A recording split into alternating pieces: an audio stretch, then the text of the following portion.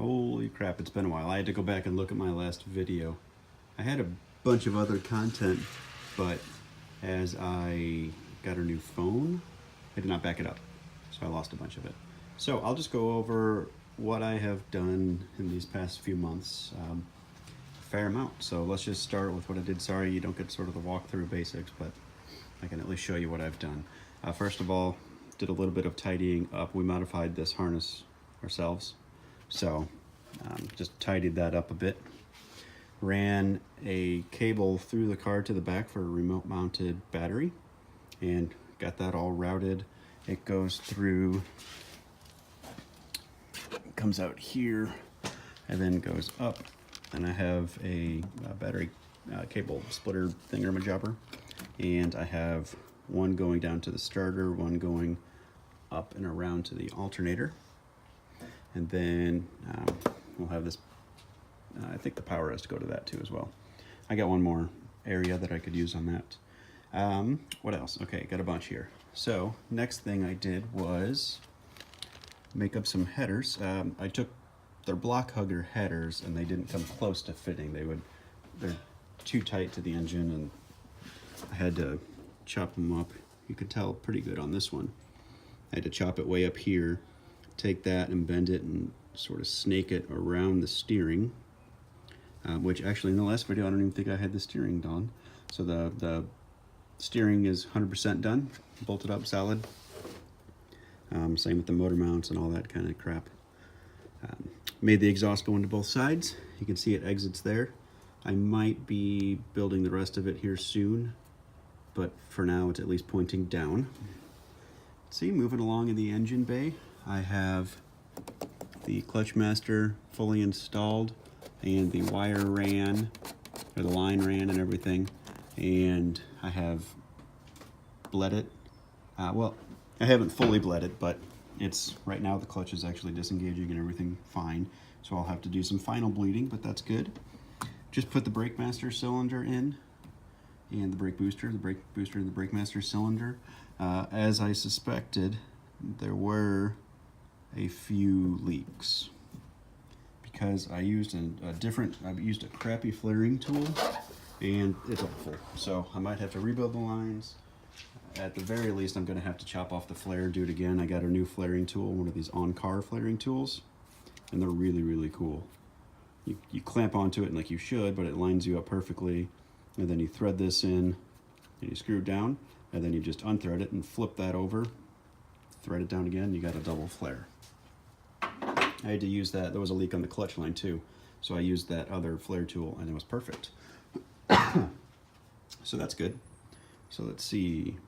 Now I gotta finish the brakes now because of those leaky lines. Let's see, I already talked about that. Okay, and then the battery. I also it's maybe too dark. I just installed ground control coilovers, coil springs. So you can't tell, but if you recall, it was hitting the clutch line was hitting the spring. So let me see if I can find a flashlight here. There we go. Okay. So the clutch line was hitting the spring, and now with these ground controls, look at that. They're so much smaller, it's crazy. So I got all the room in the world now. So that's good. I just did that on the front too for now. I just don't feel like doing the rear too today. So there's that. And then moving along, I'll show you what I did.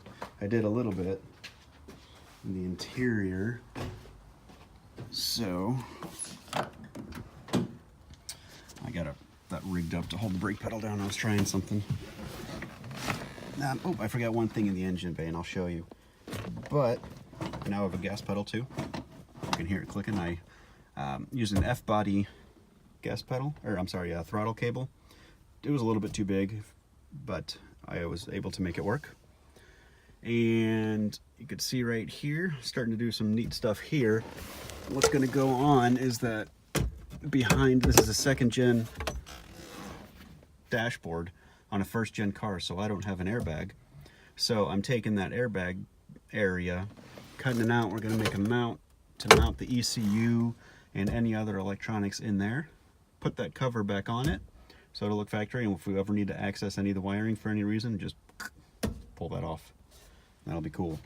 I think I already showed you the shifter. All is well there, and then that, yeah, that wire, the cable goes all the way to the back there. Let's go ahead and show you that throttle cable. Just to get things going, I had to just make up a quick ugly bracket. I can polish that turd up and it'll look great, but got that, and you can see it goes up. I had to sort of S it to go in, but it goes into the stock throttle cable hole. I just had to bore it out a little bit more. Bolts up to that throttle cable perfectly. So I think that's where I'm at now. I'm going to be working on hooking everything up to the ignition so that I can fire it up with a key. So finish up the power, finish up the ignition, finish up the brakes, bleed the clutch more, do fluids in the engine, and then, I am not kidding, at that point I will be able to, assuming everything goes correctly, start the car, put it in gear, put it in reverse, back it out of the garage, but then I won't have a cooling system yet, so I don't want to go very far. So just back it out of the garage, pull the e-brake, sit there, listen to it, and then turn it off. And then I can clean the garage and bring it back in. But then when it comes to the cooling system, I don't know, relatively speaking, that's just going to be cake. I can even use